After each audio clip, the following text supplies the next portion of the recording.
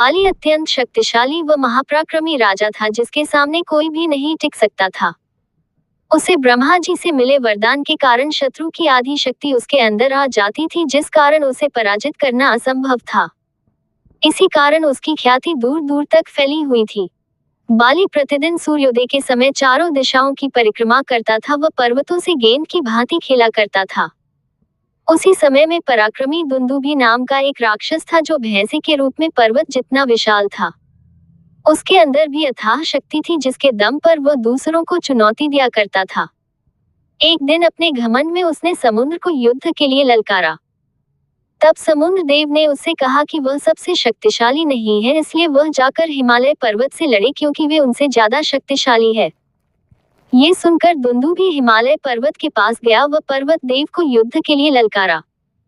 उसकी ललकार सुनकर हिमालय पर्वत ने कहा कि वह भी इस पृथ्वी पर सबसे शक्तिशाली नहीं है, इसलिए वह किष्किंधा के राजा बाली से युद्ध करे क्योंकि वही सबसे बलवान है।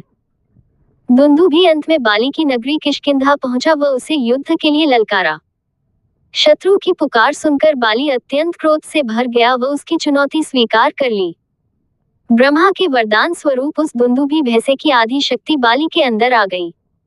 अब बाली के अंदर स्वयं व उस भैंसे की आधी शक्ति थी व साथ ही दुंदुभी की आधी शक्ति समाप्त हो जाने से वह कमजोर पड़ गया था। बाली ने उस भैंसे को बहुत मारा व उसे कई जगह से लहूलुहान कर दिया।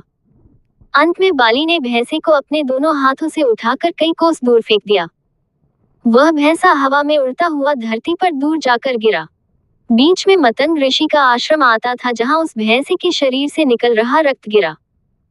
अपने आश्रम पर रक्त के गिरने से मतंग ऋषि अत्यधिक क्रोधित हो गए व उन्होंने उसी क्रोध में बाली को श्राप दे दिया। मतंग ऋषि ने बाली को श्राप दिया कि भविष्य में वह उनके आश्रम के आसपास की लगभग 1 योजन की भूमि पर नहीं आ सकता। यदि वह इस भूमि में आने का प्रयास करेगा तो उसी समय उसकी मृत्यु हो जाएगी। ऋषि मतंग के इसी श्राप के कारण बाली धरती पर कहीं भी जा सकता था, लेकिन उस आश्रम के आसपास की भूमि व वहां स्थित ऋषिमुख पर्वत के पास नहीं भटक सकता था।